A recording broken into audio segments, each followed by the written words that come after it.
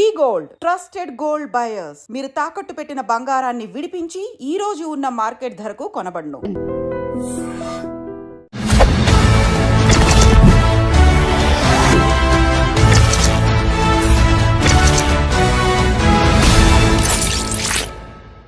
అందరికీ నమస్కారం. నేను Swarupa Potlapalli. Welcome to iDream. Donald Trump America అధ్యక్షుడిగా రెండోసారి బాధ్యతలు చేపట్టిన తర్వాత తీసుకుంటున్న నిర్ణయాలు విదేశీయుల్లో గుబులు రేపుతున్నాయి. ప్రస్తుతం నాతో పాటు American studies expert Kannaganti Ramesh గారు ఉన్నారు. ఆయనతో మాట్లాడి వీసాలకు సంబంధించిన అనేక అప్డేట్స్ తెలుసుకుందాం. నమస్తే రమేష్ గారు. నమస్తే అండి. అనుకున్నట్టే అవుతోందండి. ఇంకా ట్రంప్ వచ్చాడంటే ఖచ్చితంగా వీసాల మీద అనేక రకాలైన డెసిషన్స్ తీసుకుంటారు అని అందరూ అనుకుంటూనే ఉన్నారు. ముఖ్యంగా H1B వీసాల మీద లాటరీ సిస్టమ్ ను బ్యాన్ చేయబోతున్నారు, ముఖ్యంగా రద్దు చేయబోతున్నారు అనే వార్తలు వస్తున్నాయి. మీ దగ్గర దీనికి సంబంధించి ఏమి ఇన్ఫర్మేషన్ ఉంది? H1B లాటరీ సిస్టమ్ ని రద్దు చేయటం అనేది ఇప్పుడు జరగదు. Please be relaxed. కానీ there are two schools of thought. ఒక స్కూల్ ఆఫ్ థాట్ ఏమని చెప్తుందంటే, మెరిట్, అమెరికా అంటేనే merit based economy, meritorious talented highly skilled పీపుల్కి ఇవ్వాల్సిన H1B వర్క్ పర్మిట్ని మీరు అదేదో ఒక జోదం లాగా లాటరీ వేసి ఆ లాటరీలో ఎవరిది చిట్టు వస్తే వాళ్ళని తీసుకొని వాళ్ళకి పంపించడం ఏంటి? ఎగ్జాంపుల్ అండి, హార్వర్డ్ యూనివర్సిటీలో చదువుకున్నాను నేను. ఎగ్జాంపుల్, నిజంగా నేను స్టాన్ఫోర్డ్ యూనివర్సిటీలో చదువుకున్నాను. నేను ఆర్టిఫిషియల్ ఇంటెలిజెన్స్ ప్రోగ్రామ్ మీద మొన్న 2024లో స్టాన్ఫోర్డ్ యూనివర్సిటీలో చదువుకొని వచ్చా. నేనే అమెరికాకి H1B కోసం అప్లై చేస్తున్నా. కానీ నా టైం అవ్వక నా చిట్టు పికప్ అవ్వకుండా ఎవరో అమెరికాలో ఒక చిన్న యూనివర్సిటీలో అడ్మిషన్ వచ్చిన వాళ్ళ లాటరీ సిస్టంలో అక్కడ చదువుకొని వచ్చిన అబ్బాయిది వర్క్ చేయడానికి ఆయన చిట్టు పికప్ అయింది అనుకోండి.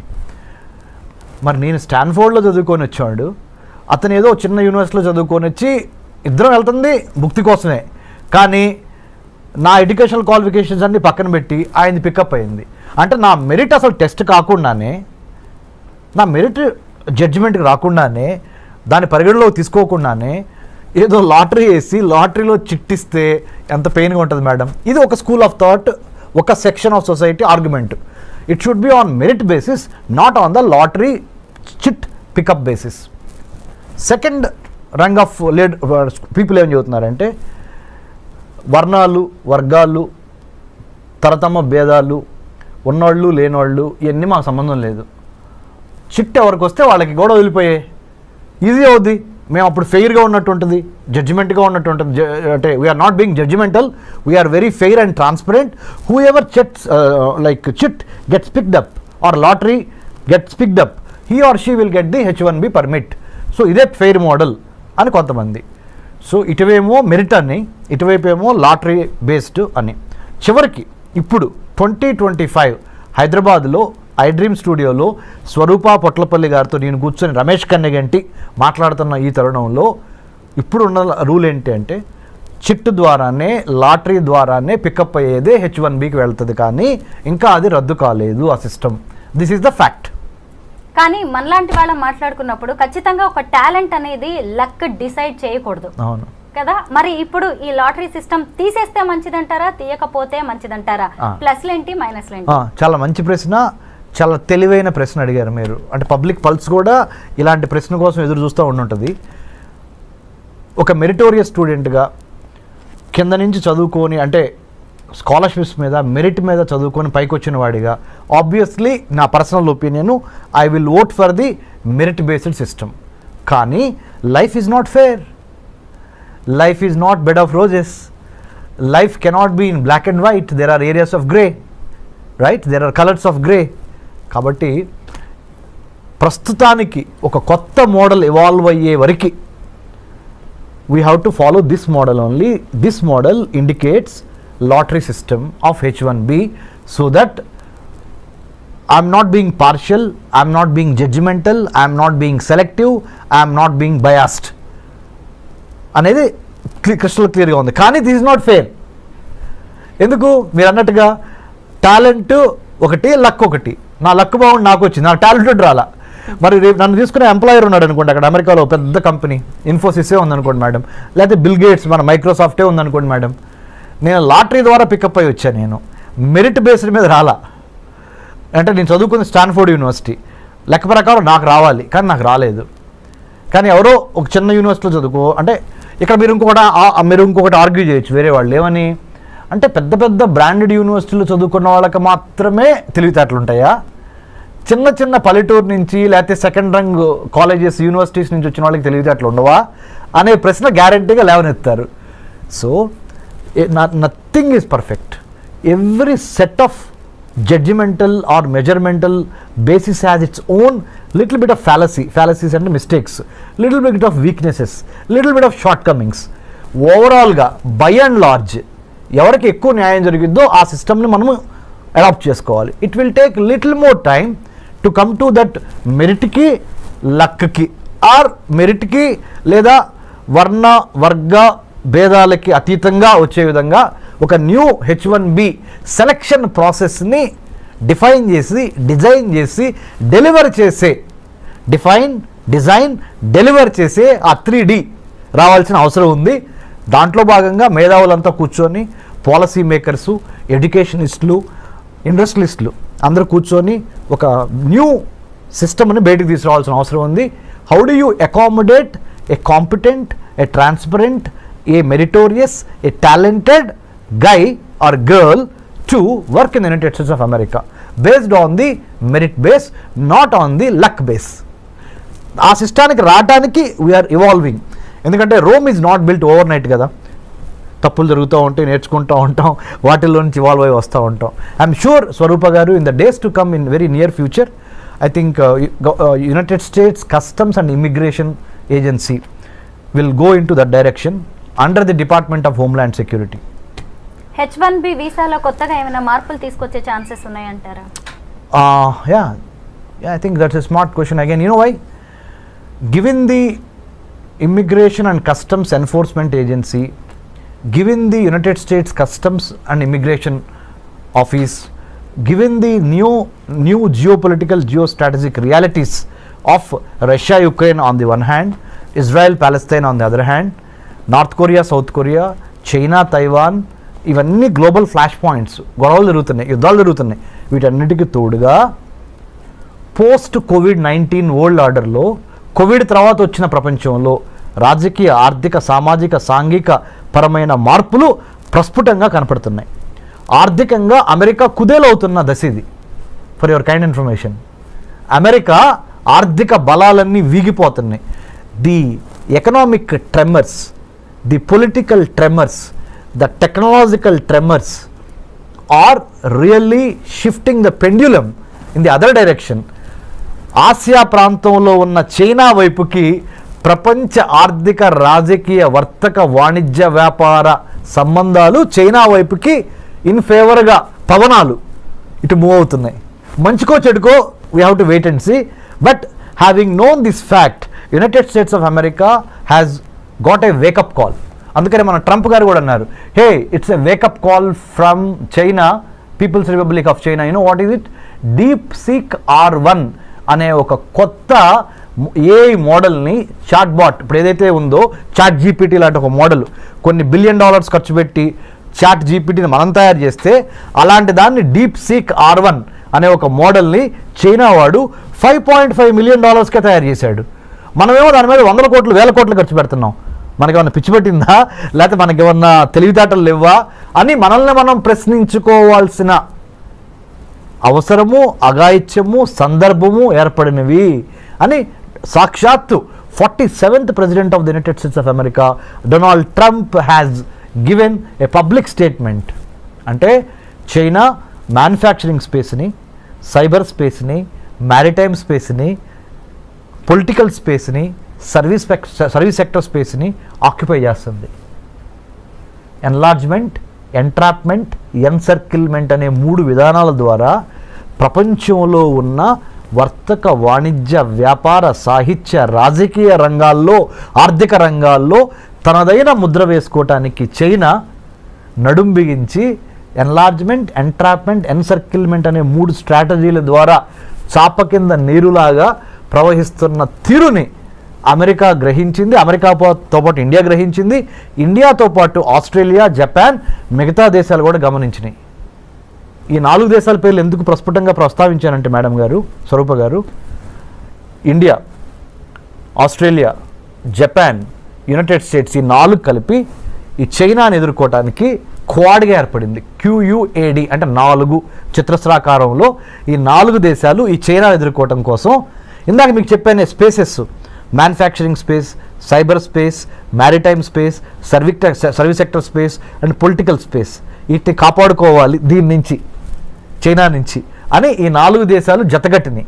వీటితో పాటుగా భారత్ అంటే వీటిలో ఒకటైన భారత్ ఇటు బ్రిక్స్ని మేనేజ్ చేయాలి. Brazil, Russia, India, China, south ఆఫ్రికాలోనూ భారత్ ఉంది. ఇటు క్వాడ్ అంటే Australia, Japan, India, United States, ఇక్కడ కూడా ఇండియా ఉంది, ఇక్కడ కూడా ఇండియా ఉంది. మరి వీళ్ళతోనూ వెళ్ళాలి, వీళ్ళతోనూ వెళ్ళాలి. ఇద్దరితో కలిసి వెళ్ళి తన యొక్క రాజ్య ప్రయోజనాల్ని ఎలా కాపాడుకోవాలనే రాజకీయ దౌత్యపరమైన చదరంగంలో భారత్ చాలా స్మార్ట్గా తన పావుల్ని కదపాలి. ఇంత దీనికి ఒక బ్యాక్గ్రౌండ్ ఉంది ప్రపంచ రాజకీయాల్లో. ఇప్పుడు జరుగుతున్న COVID-19 పరిణామం తర్వాత అమెరికా ఆర్థిక వ్యవస్థ కుప్పగూలిపోయి, అందుకనే let's make America great again అనే నినాదంతో ప్రెసిడెంట్ ట్రంప్ ఎందుకు అధికారంలోకి వచ్చాడు అంటే, ఉన్న వాళ్ళకి అమెరికా పౌరులకి ముందల విద్య, వైద్యం, ఆరోగ్యం, పర్యావరణం, వాళ్ళకి భద్రత, ఉపాధి ఇవ్వగలిగితే తర్వాత మిగిలింది ఏదన్నా ఉంటే ప్రపంచ దేశాలకు పంచిపెడతాము అనే ఒక బేసిక్ నాలెడ్జ్ నుంచి, బేసిక్ ఐడియాలజికల్ ప్రిమైజ్ నుంచి ఆయన let's make America great again అన్నాడు. అందుకని ఇండియాకి నిన్నగాక మొన్న $21 మిలియన్ రద్దు చేశారు US ఎయిడ్ నుంచి. ఇది ఇండియాలో ప్రజాస్వామ్యాన్ని పెంపొందించడానికి, ఎలక్షన్స్ని పెంపొందించడానికి $21 మిలియన్ శాంక్షన్ అయి ఉంటే దాన్ని రద్దు చేసేశారు Elon Musk, department of government efficiency, కొత్త డిపార్ట్మెంట్ వాళ్ళు. ఎందుకంటే ముందర మన దేశం గురించి మనం ఆలోచిద్దాం. అది అమెరికా, అది భారత్ కానీ, నేపాల్ కానీ, బంగ్లాదేశ్ కానీ, ఏ దేశమైనా మనకెందుకయ్యా, America first, let's make America great again అనే నిదానంతో ట్రంప్ ఉన్నాడు. కాబట్టి దీనికి ఎంత బ్యాక్గ్రౌండ్ ఉంది. ఐ డ్రీమ్ ద్వారా, మీ ద్వారా, you are such a senior journalist with so much of hard work that you have put in the capital of India and elsewhere in the country. So my humble appeal to iDream viewers is, అర్థం చేసుకోండి, America యొక్క ఆర్థిక వ్యవస్థ పరిస్థితి బాగోలేదు. China చాలా తెలివిగా, చాలా స్పీడ్గా, చాలా సర్ప్రైజ్ ఎలిమెంట్స్తో అమెరికాని కొట్టటానికి ఆర్థికంగా, రాజకీయంగా, సాంకేతిక పరంగా ప్రతి అంశంలోనూ, ప్రతి డిపార్ట్మెంట్లోనూ అమెరికాని శాసించే విధంగా చైనా ఎదుగుతున్నది. కాబట్టి భారత్ ఏం చేయాలి అంటే, ప్రపంచ రాజకీయాల్ని ఒక తెలుగువాడిగా మనం గమనించి చాలా స్మార్ట్గా మన ఆర్థిక, రాజకీయ, వర్తక, వ్యాపార, వాణిజ్య ప్రయోజనాలని కాపాడుకుంటా ఇటు అమెరికాతోనూ ఉండాలి, ఇటు చైనాతోనూ ఉండాలి, ఇటు రష్యాతోనూ ఉండాలి, ఇటు యూరోపియన్ యూనియన్తోనూ ఉండాలి అనే ఒక smart, the combination of muscle power and then mind power, ఈ రెండు కలిపి స్మార్ట్ పవర్గా ఎదిగి మనల్ని మనం కాపాడుకోవటం చాలా ఇంపార్టెంట్. ఇలాంటి పరిస్థితుల్లో మరి ముఖ్యంగా కొత్త అధ్యక్షుడు వచ్చినప్పుడు కొత్త ఆశయాలతో వస్తూ ఉంటాడు. వాటిని అర్థం చేసుకొని దానికి అనుగుణంగా ప్రీ డిపార్చర్ ఓరియంటేషన్ అంటారు, PDO అంటే ఇక్కడి నుంచి వేరే దేశం వెళ్ళేటప్పుడు ఆ దేశం యొక్క చట్టం ఏంటి, న్యాయం ఏంటి, సంస్కృతి ఏంటి, సాహిత్యం ఏంటి, చరిత్ర ఏంటి అనేది అవగాహన లేకుండా ఏదో వీసా వచ్చేసింది కదా అని చంకలు కొట్టుకొని బొమ్మని మీరు ఫ్లైట్ ఎక్కి అక్కడ దిగంగానే వాడు చెప్పేది మీకు అర్థం కాదు, మీరు చెప్పేది అర్థం కాదు, మీరు అక్కడికి వెళ్ళిన తర్వాత భారతదేశంలో ఎలా ఉన్నామో అలా ఉందాం అనుకుంటే కుదరదు, తిరిగి మళ్ళీ డిపోర్టేషన్ అంటాడు, ఇంకోటి అంటాడు, H1B వర్క్ వీసాల గురించి మాట్లాడతాడు, F1 స్టూడెంట్ వీసాల గురించి మాట్లాడతాడు, ఆప్షనల్ ప్రాక్టికల్ ట్రైనింగ్ 20 గంటలు మించి చేయకూడదు అంటాడు. అర్థం కాక ఏం చేయాలి అర్థం కాక ఇవన్నీ కాకుండా ప్రీ డిపార్చర్ ఓరియంటేషన్, PDO అంటే వేరే దేశంలోకి, మన దేశం నుంచి వేరే దేశంలో కాలు పెట్టబోయే ముందల అక్కడ చేయవలసిన అంశాలు ఏంటి, చేయకూడని అంశాలు ఏంటి, అక్కడ రాజకీయం ఏంటి, చరిత్ర ఏంటి, సాహిత్యం ఏంటి, వర్తకం, వ్యాపారం, వాణిజ్యం అక్కడ ఎలా జరుగుతుంది అనే దాని మీద మినిమం కామన్ సెన్స్తో, మినిమం హోంవర్క్తో ప్లాన్, ప్రిపేర్, పర్స్పైర్, ఇన్స్పైర్ అనే విధంగా మనం అక్కడికి వెళ్తే మంచిది. 2025లో H1B వీసా రెన్యువల్ ప్రాసెస్ ఎలా ఉండబోతోంది? 2025లో ఏమైనా మారే ఛాన్సెస్ ఉన్నాయా? ఓకే, రెన్యువల్కి సంబంధించినంత వరకు గుడ్ న్యూస్. మంచి ప్రశ్న అగైన్. ఎందుకు చెప్పనా, ఇప్పుడు వరకు 2024 మ్యాక్సిమం 2024 2023-2024 ప్రథమాంకం వరకు, ద ఫస్ట్ పార్ట్ ఆఫ్ 2024 వరకు ఏంటి, H1B వీసా రెన్యువల్ కావాలంటే మీరు ఉదాహరణ, నా పేరు డాక్టర్ రమేష్ కన్నిగంటి, నేనేమనుకోండి, నేను అమెరికాలో సిలికాన్ వ్యాలీలో సియాటల్, శాన్ ఫ్రాన్సిస్కో, బే ఏరియాలో నేను లెట్సే మైక్రోసాఫ్ట్లో పనిచేస్తున్నా. H1B మీద నేను అమెరికా వెళ్ళి ఒక 3 ఏళ్ళు జాబ్ చేశా. మళ్ళీ నేను రెన్యువల్ చేయించుకోవాలి.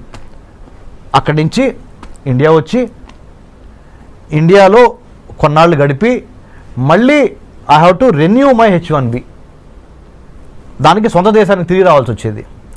అప్పుడు నేను అక్కడ ఆ ఎంప్లాయర్కి నేను ఎంప్లాయీ, ఆయన ఎంప్లాయర్, నాకు ఉద్యోగం ఇచ్చిన ఆయన, నేను ఉద్యోగం చేస్తున్నానండి. మా ఇద్దరికి మధ్య కొంత కమ్యూనికేషన్ కావాలి. మళ్ళీ మీ ఇద్దరు అడ్జస్ట్ అవ్వాలి.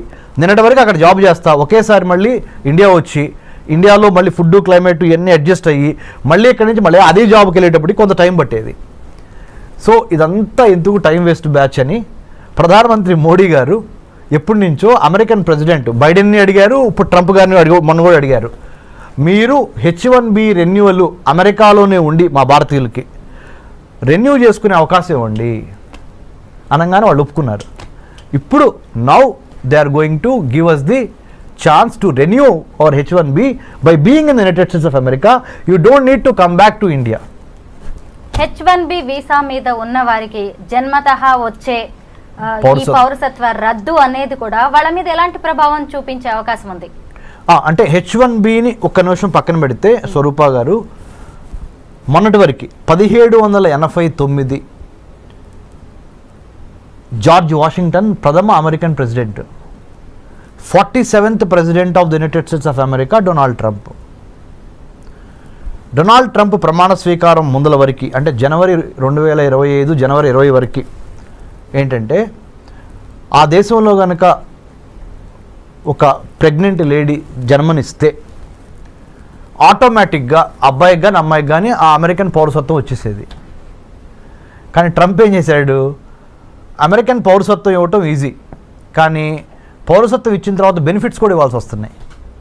ఆ బెనిఫిట్స్కి అయ్యే డబ్బులు ఖర్చు ఎంత అవుద్ది అంటే, when you are pregnant, you are coming and delivering a baby in my country, that is United States of America, the moment your baby is born on this land, he or she becomes a American citizen కదా.